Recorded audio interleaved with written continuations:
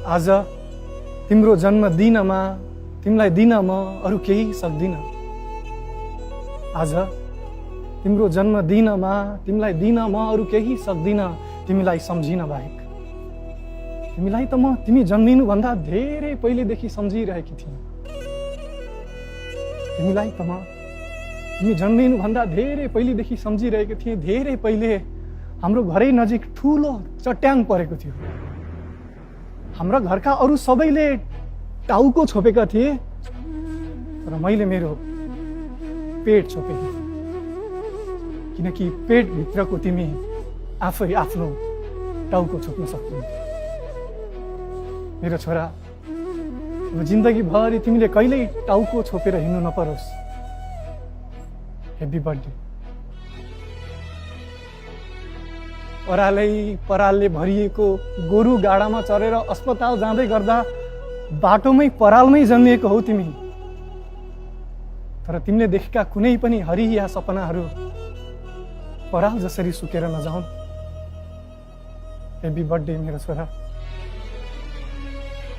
म सुत्केरी भएको बेला मसँग रगतको टाटा लागेका 2टा सुतीका साडीहरू मात्र थिए, जसलाई पालो पखाल्दै लगाउँदै गर्नुपर्छ।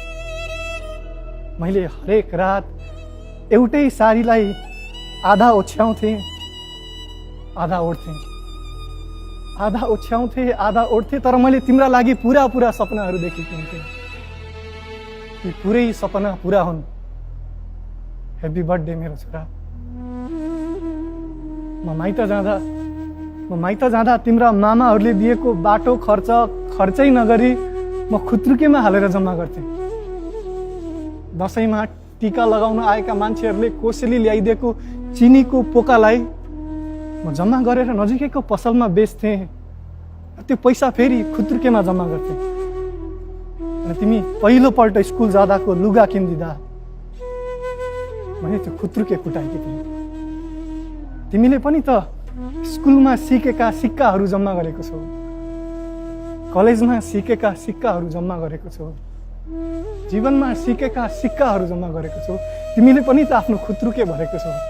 तिम्रो खुत्रुके कहिल्यै नफुटोस्। ह्याप्पी बर्थडे मेरो छोरा। तिमी जहाँ गए पनि जहाँ भए पनि तिमीले एउटा यस्तो साथी भेट्नु जोसँग हुँदा तिमीलाई आफू त्यति नै सुरक्षित भए जस्तो लागोस् जति तिमी मेरो पेटभित्र हुँदा सुरक्षित थियो। ह्याप्पी बर्थडे मेरो छोरा।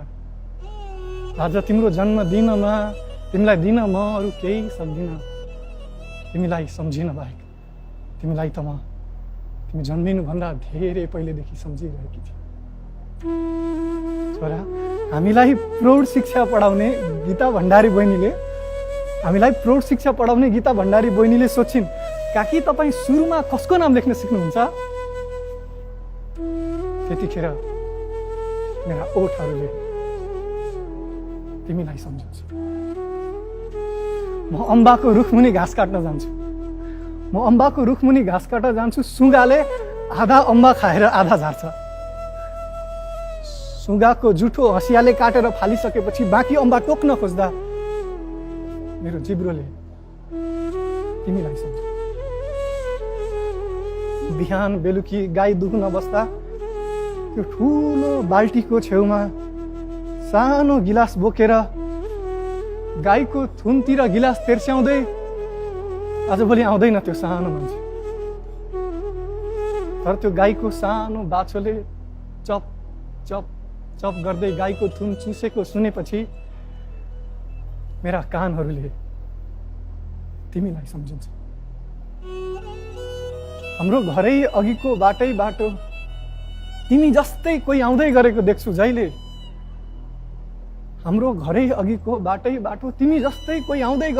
जहिले। तर आँखा देख्नेहरूले त्यो आउँदै गरेको मान्छे तिमी होइन भनेर भनिदिन्छन्। अनि मेरो आँखाहरूले तिमीलाई सम्झन्छ।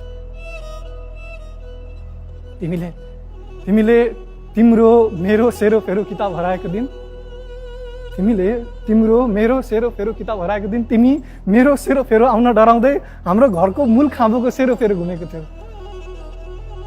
छोरा अहिले त्यो खाँबो बुढो भएको छ।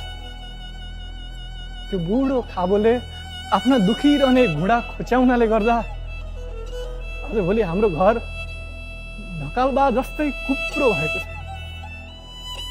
ढल्न लाग्दा ढकालबासँग पो समात्नलाई लौरो छ, ढल्न लाग्दा हाम्रो घरलाई समात्न लौरो छैन। एकादशीमा जब त्यही खाँबोको वरिपरि गोबरले पोतिरहन्छु तब मेरा हातका रेखाहरूले तिमीलाई सम्झिन्छ। शनिबार दिउँसो खल्याङ मल्याङ जिउ नुहाइसकेपछि, हरेक शनिबार दिउँसो खल्याङ मल्याङ जिउ नुहाइसकेपछि तिमी तिम्रो कानमा तेल हाल्न लगाई कान कुर्र पार्न लगाउँथ्यौ। जुन गुन्द्रीमा सुतेर तिमी मलाई कानमा कुर्र पार्न लगाउँथ्यौ, आज म त्यही गुन्द्रीमा धान सुकाउँछु। सुकिसकेको धान बोरामा उठाउँदा त्यो बोराको दुब्लाएको घाँटी ठ्याक्कै तिम्रै जस्तो देख्छु। डराई डराई त्यो बोराको कलिलो घाँटीमा डोरीले कस्न खोज्दा मेरा औँलाहरूले तिमीलाई सम्झिन्छ। मैले सम्झिँदै जाँदा सम्झिन्छु, मैले तिमीलाई खै कुन्नी कति कक्षासम्म पढाएकी थिएँ। तिमीले पढेको हरेक अक्षर र अङ्क किन्न, तिमीले पढेको हरेक अक्षर र अङ्क किन्न मैले फर्सीका बिया, बोडीको बिउ र कुखुराका अन्डा बेचेकी थिएँ। तिमीले पढेको हरेक अक्षर र अङ्क किन्न मैले फर्सीका बिया, बोडीको बिउ र कुखुराका अन्डा बेचेकी थिएँ। कुचोको टुप्पोले आँगन बढार्दै जाँदा म कहिलेकाहीँ एक्कासी तिम्रो चिउँडोको टुप्पो सम्झिन्छु। के सम्झेर म त्यही कुचोको टुप्पो भाँचिरहन्छु। म यो कुचोको टुप्पो कतिचोटि भाँच्छु त्यति गन्न सक्छौ होइन? यतिका धेरै पढेको मेरो छोरा। म बाख्राको पाठोलाई बोकेर खेतमा चरिरहेको उसको माउसम्म दुध चुसाउन लान्छु। बाख्राको पाठोले माउको दुध चुसिरहेको बेला खै किन म त्यो तिम्रो कान सम्झिन्छु र त्यो पाठाको कान सुमसुम्याइरहन्छु। म पाठाको कान कतिचोटि सुमसुम्याउँछु त्यति गन्न सक्छ होइन? यतिका धेरै पढेको मेरो छोरा। मेरै चाउरिएका गालाहरूमा तिम्रै बारेमा एउटा कविता लेखिएको छ। मेरा चाउरिएका गालाहरूमा तिम्रै बारेमा एउटा कविता लेखिएको छ। अक्षरहरू बाङ्गा टिङ्गा छन् छोरा, डीको पनि बाङ्गो छ। तिम्रो कविता हो, यति पढ्न सक्छौ होइन? यतिका धेरै पढेको मेरो छोरा। तिम्रो बुबाले पर मङ्गलबारे बजारबाट ल्याएको 2 पावा खसीको मासुमा 2 बटुका झोल हालेको दिन म तिमीलाई सम्झिन्छु। तिम्रो बुबाले पर मङ्गलबारे बजारबाट ल्याएको 2 पावा खसीको मासुमा 2 बटुका झोल हालेको दिन म तिमीलाई सम्झिन्छु। तिमीले ओड्ने गरेको पुरानो सिरकमा नयाँ खोल हालेको दिन म तिमीलाई सम्झिन्छु। दिनभरि घरमा कोही नभएको दिन म तिमीलाई सम्झिन्छु। रातभरि घरभरि सबैजना भएको दिन म तिमीलाई सम्झिन्छु। छोरा, म राति राति बाती कातिरहन्छु। म राति राति बाती कातिरहन्छु। आफ्नै हत्केलामा आफ्नै औँलाले घेरेर राखेको यो कपास मलाई म आफू जस्तै लाग्छ। मैबाट, यही कपासबाट बढ्दै बढ्दै एउटा धागो बिस्तारै बिस्तारै मबाट टाढा टाढा हुँदै जान्छ। 5 औँला फन्काएर त्यो कपासलाई जब चुन्न खोज्छु तब मेरो नाभिबाट चुडिएको म तिम्रो नाभि सम्झिन्छु। कपास सिद्धिउन्जेल म बाती कातिरहन्छु। कपास पुरै सिद्धिउन्जेल म बाती कातिरहन्छु। कपास चुडिरहन्छ, सम्झिरहन्छु। मन कुडिरहन्छ, सम्झिरहन्छु। छोरा, पाठो घर छैन, माउ जिउँदैछु, सम्झिरहन्छु। पाठो घर छैन, माउ जिउँदैछ सम्झिरहन्छु। पाठो घर छैन, माउ जिउँदैछु सम्झिरहन्छु। पाठे घर छैन, माउ जिउँदैछु सम्झिरहन्छु।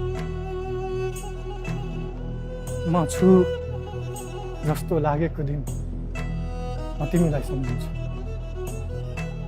म छु जस्तो लागेको दिन म तिमीलाई सम्झिन्छु। मर्छु जस्तो लागेको दिन म तिमीलाई सम्झिन्छु। अनि आफूलाई सम्झिएको दिन तिमीलाई सम्झिन्छु। आफूलाई बिर्सिएको दिन तिमीलाई सम्झिन्छु।